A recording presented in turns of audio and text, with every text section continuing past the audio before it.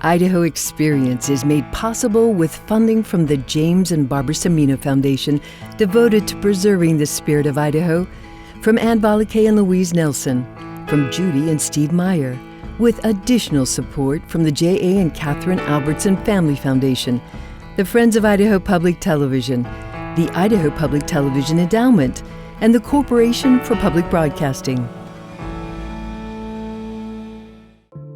What's in the darkness, or what's behind those walls? What happened just inside those walls?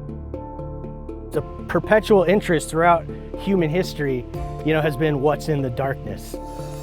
Haunted houses, creatures in the forest, in the sky, in the water. Why are we drawn to things we can't know? These tales of the monstrous, the mysterious, the mythic. And I think these stories linger because it has to do with the unknown. The greatest unknown that there is, after death, people want to know. Mark Iverson and his partner Jeff Wade are experts on the mysterious and the macabre. Murders in Haunted Houses highlight their weekly Idaho History Tours and their newly published book. Definitely a cautionary aspect that kind of serves the purpose of teaching us and our children not to go out into the water by themselves, because there could be a monster out there to grab them. Nobody wanted to be in the water with Jaws, but everybody wanted to see Jaws, right? It's like, yeah, thank goodness I'm not that fella. I think I've tapped into uncertainty and fear right now. When times are scary, sometimes you want to jump right into the maelstrom. I just think people have always been interested in the darker things, We summon our courage to explore a few of Idaho's myths, monsters, and legends on Idaho Experience.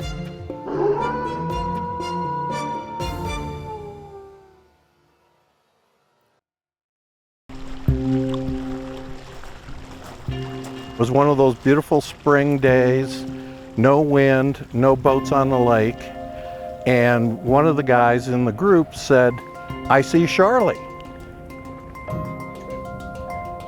And sure enough, here was this black object in the water. And following the black object was a wave. And then when it got further up towards where Cougar Island is here, the black object in the water disappeared and the wave just stopped. There's something that occurs in this lake that is very difficult to explain. I believe that Charlie lives in this lake.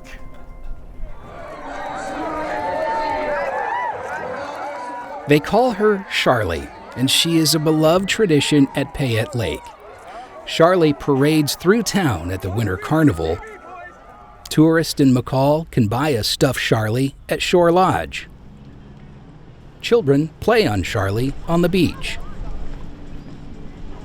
At the library, they get to see Charlie and, of course, read about Charlie. So the next time you go to the lake clear and blue, keep your eye out for Charlie. She's got her eye out for you. I'd already written a couple of books. I looked around and I decided there's no children's story about this Charlie. So I decided, maybe it would be fun to write a Charlie book and make Charlie into a fun character that the kids would like. Craig Vroom's book imagines Charlie as a relative of the Loch Ness Monster who gets rescued by a pair of young detectives. For some of his research, he consulted the Charlie Files at the McCall Library.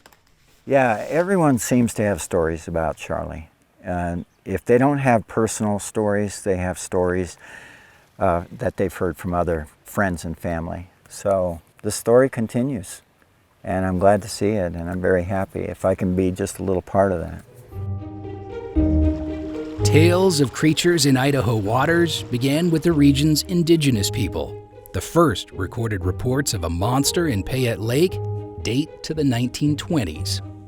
And between 1942 and 1944, sightings of a lake monster skyrocketed. The monster's anywhere from 35 to 60 feet long. It has 3 to 4 humps. It ranges from a color of dark green to different shades of yellow. Most people say it does look like a serpent, but it doesn't have scales. So some people say that its head is like a periscope, that it has a snout like a pig, that it has ears like a lynx, that it looks like a bulldog, all these different animals. In 1953, 200 people entered a newspaper contest to rename the creature, which had been known as the Twilight Dragon and Slimy Slim. In McCall, Charlie is more mascot than monster, a familiar presence at the ice sculpture contest. I don't think anybody's ever had her busting through the frozen lake. So if she is in there, that would be how she'd breach. Just a fanciful idea. Karen Hibbard is a veteran McCall ice sculptor. She grew up visiting Payette Lake. I think it's, a nice thing to believe that there's a benevolent, creature that it's mysterious and no one knows about. And you always have that tiny little hope that maybe she actually exists, Other Idaho lakes have mythical monsters too, including Coeur d'Alene and Pend Oreille. At Bear Lake, on the border with Utah, the monster is everywhere, in lakeside shops and cafes, on t-shirts and stickers and coffee mugs, even chocolate bars. The Bear Lake Monster is even getting a star turn. Filmmaker Brandon Smith was raising money in hopes of getting his Bear Lake Monster movie finished in 2023.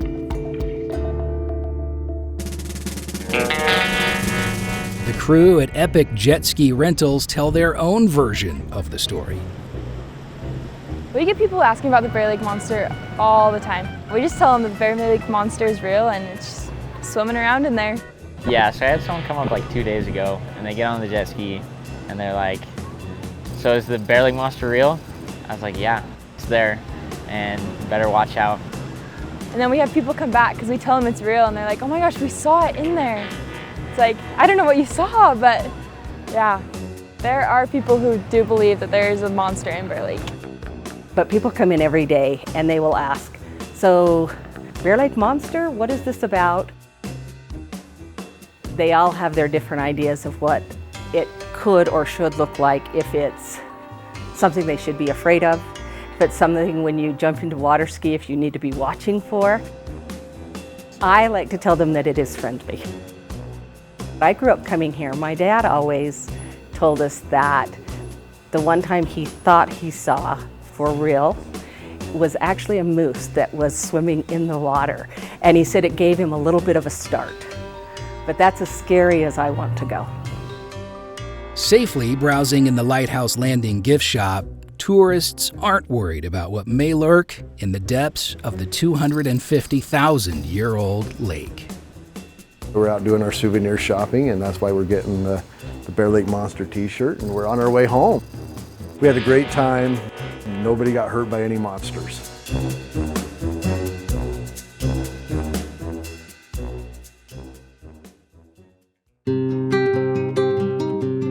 There has always been a fascination with ghost stories, but sometimes the ghost stories are important to the place. That's certainly true at the old Albion Normal School. The large buildings are remnants of a teacher college established in 1893. The halls of the buildings used to be filled with students. Some say they still are. So there was a story about a college student that roamed the grounds, and they would say always at 3 a.m. they would see this girl out roaming the grounds that had a backpack on. Randy Wells visited the campus in 2007. As he was touring the buildings, he stopped to take a break near this old stone wishing well. All of a sudden I could envision people dressed, ladies with long dresses and collars that came all the way up, and men walking around with straw hats. I mean, they were just absolutely walking throughout the grounds there and on the sidewalks, and it was just pretty cool. And then I looked over by the gymnasium, and there was a maypole with people going around the maypole. Later, on a visit to the campus museum, Randy got spooked. And there on the wall was a picture of exactly what I described earlier, with women in long dresses and the men wearing those hats. And I'll tell you what, when I saw that picture, I gotta admit, I mean, I kind of freaked out a little bit. The old Albion Normal School campus resides south of Burley. It closed as a teacher college in 1951. The buildings were utilized again as the Magic Valley Christian College in 1958, but closed 11 years later in 1969. The building sat vacant for decades. Caretakers boarded up the buildings, but failed to keep everyone out. Then, the Mortensen family bought the buildings in 2007. And we spent a lot of time and money bringing them up to par, but yeah, the buildings were in complete shambles. The new owners decided to embrace the decades of ghost stories, building a business around the stories of old to help people make new memories for years to come. People have been breaking into the campus for 40 years to have their own ghost stories, so we just kind of built on that, used our creative energy and came up with some ideas so the campus could kind of pay for itself. We always tease about the fact that we would like to invite the ghosts to come here and help us out in October and come be with our actors that are alive and bring them together. Today, that business, the Haunted Mansions of Albion, is a popular place around Halloween. Thousands visit the campus every year. I guess the thing that makes the Haunted Mansions of Albion unique is that we actually have these authentic old historic buildings that you're going through.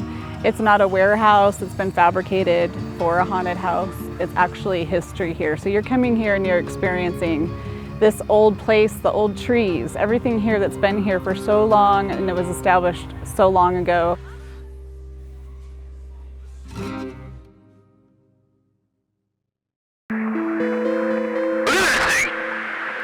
It's rotating. What's that object in the sky? Is it a plane? Is it a weather balloon? Questions left unanswered leave room for speculation. Idaho UFO enthusiasts would argue the object in the sky could be an anomaly, or it could be aliens. The Mutual UFO Network of Idaho director Jim Millard investigates possible UFO sightings in Idaho and reports seeing 2 himself. MUFON's position is that some of the unidentified craft that we have seen in the skies over Earth did not come from Earth. They're here from somewhere else. We have no idea who they are, what they want, or what they're doing. We are, however, thankful that they're not interfering that we know of. One of the state's first documented UFO sightings was in June of 1947, when Kenneth Arnold, a Boise pilot, saw what he called flying saucers over Mount Rainier in Washington. He coined the now commonly used term. He described them as flying saucers, and that's the label that stuck. Ken was coming back from Seattle to Boise in his aircraft, and he saw 7 bright discs moving at what he estimated to be about 4,000 miles an hour. He was able to finish his flight. He landed here safely, wasn't interfered with or anything else. And no one has any idea what it was he saw. Arnold's sighting was about a month before the notorious incident in Roswell, New Mexico, in which the U.S. Air Force purportedly recovered a flying object that crashed. The incident prompted a whirlwind of speculation and theories around Roswell that swirl today. Arnold went on to write about the experience in 1952 in a book called The Coming of the Saucers, and he saw national media attention. In 1962, voters chose Arnold as the Republican nominee for Idaho's lieutenant governor, but he lost in the general election. He died in 1984, but his story lives on among UFO enthusiasts. Millard acknowledges that many sightings MUFON investigates turn out to be false, but others, such as reports of lights or triangular-shaped aircraft known as TR-3Bs, can't be simply dismissed. We do get a lot of reportings of orbs, orange, blue, white, sometimes green, that float around and just suddenly disappear. We have no idea what those things are. That's probably the most common thing that we see in Idaho.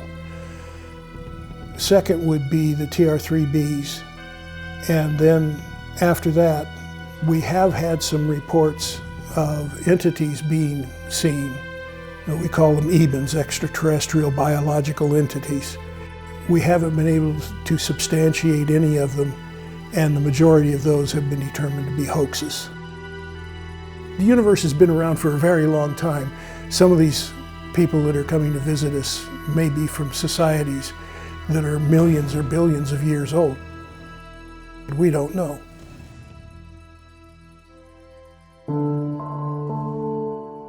An auditorium filled with spirit, a librarian that never left, and the smell of lavender. In downtown Pocatello, Halloween is celebrated with trick-or-treating and a haunted history tour led by the Scientific Paranormal Investigative Research Organization. One of the founders of the group went to school there. So when I was a student at Pocatello High School, of course, we all heard stories about ghosts. We ran cross country and track. I do remember being creeped out in like the locker rooms. Paranormal activity John Bryan identified as a student and later as an investigator includes the auditorium and where it's rumored a librarian hung herself from a chandelier. Another story floating around school is associated with the smell of lavender, perfume that a student wore. We also heard a lot about the suicide pact and the two girls that one of them hung themselves in their locker and the other one did not. On a tour stop years ago, something unforgettable happened. They all ran out of the bathroom and out of the building screaming because it was exactly what we had just talked about. While in the school bathroom, the lights went haywire and the smell of lavender was strong. There's no light switches. They're all controlled by a central panel somewhere. That was the last time that guide ever helped us on the tour. The school was built in 1892. Originally named the West Side School, it served grades 1st through 12. The building burned down in 1914. It was rebuilt and has since been remodeled and expanded. We need to share this because it's not just about the ghosts or paranormal side of things. It is the actual history as well of the buildings because that's what gives the buildings the personalities. Pocatello is a railroad town, and railroading is what brought workers to Southeast Idaho. One of the original Union Pacific kerosene signal lanterns resides in Station Square today. As time goes on, we distance ourselves from history and we don't remember anymore. And so to keep a little piece of that so close to us and to be able to still see it and have a connection to the history, I think is amazing. Those lanterns were used to signal red for stop and green for go. And some say they still see signals from those long-gone lanterns.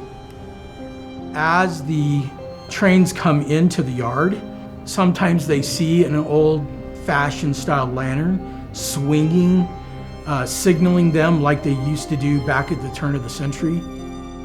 They would see the lantern swinging, and then as they got closer to it, it would disappear. It's something that has been going on for a very long time in the Union Pacific Railroad yards.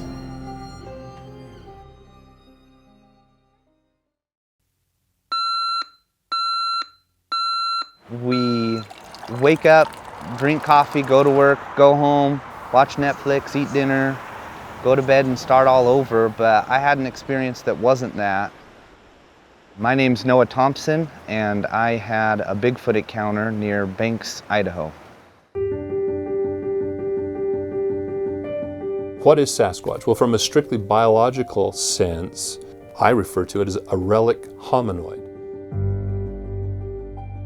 A relic in biology is a population of a species that has persisted in a time or place that is much more restricted than previously.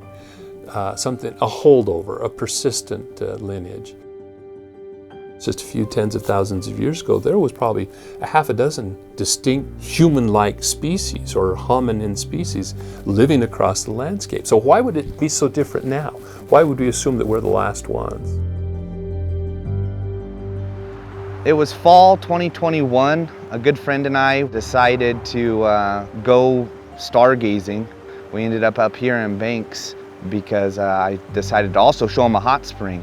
And then as we're scoping it out, it was honestly cold, 3 o'clock in the morning in the fall. So my friend started back down the trail, and I stuck around for just a minute and heard something in the distance.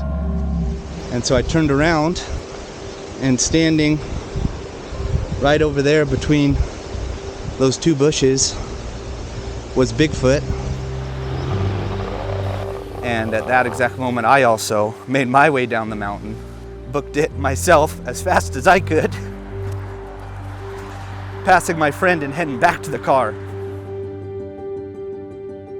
So it's interesting, Idaho lays claim to one of the first reported encounters by settlers. And the hamlet of Chesterfield has a report that dates back to 1902. During the winter, the young folk were out ice skating on one of the frozen irrigation ditches, and suddenly from the tree line bursts as they described it, a hairy wild man brandishing a stick.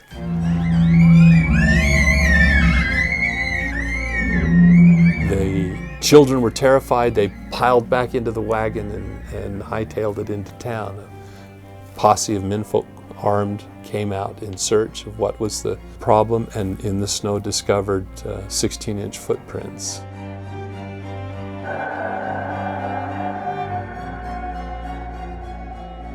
I think that Bigfoot is the only word that comes to mind is harken back to a simpler time where wild still exists.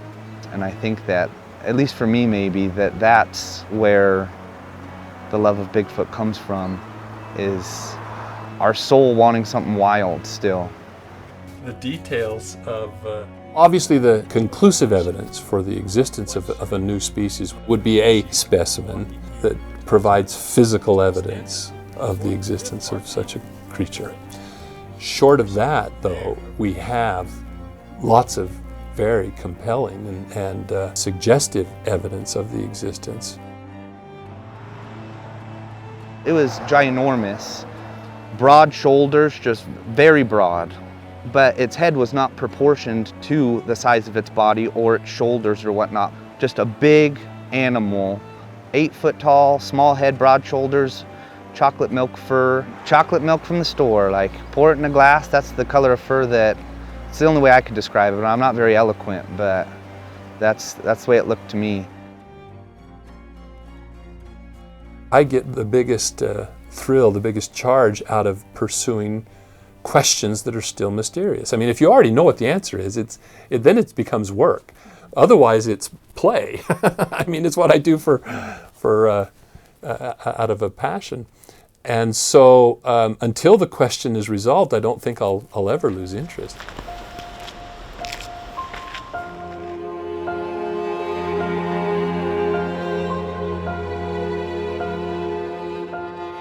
It's a unique experience and opportunity that I think very few people in the grand scheme of things have ever experienced, and so it's something that I'll remember for the rest of my life.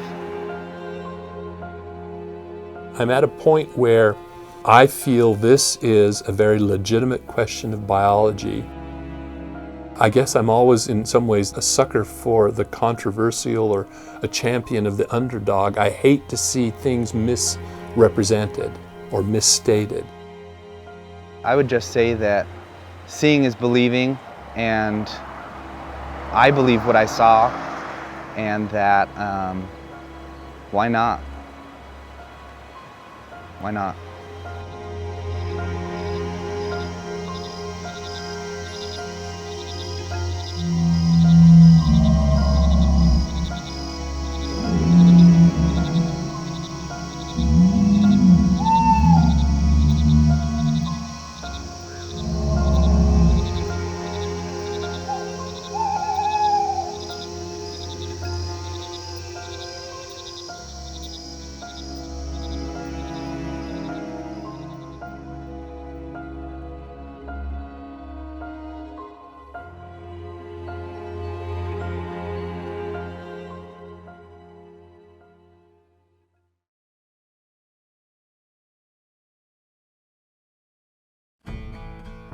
Idaho Experience is made possible with funding from the James and Barbara Cimino Foundation, devoted to preserving the spirit of Idaho, from Ann Balakay and Louise Nelson, from Judy and Steve Meyer, with additional support from the J.A. and Catherine Albertson Family Foundation, the Friends of Idaho Public Television, the Idaho Public Television Endowment, and the Corporation for Public Broadcasting.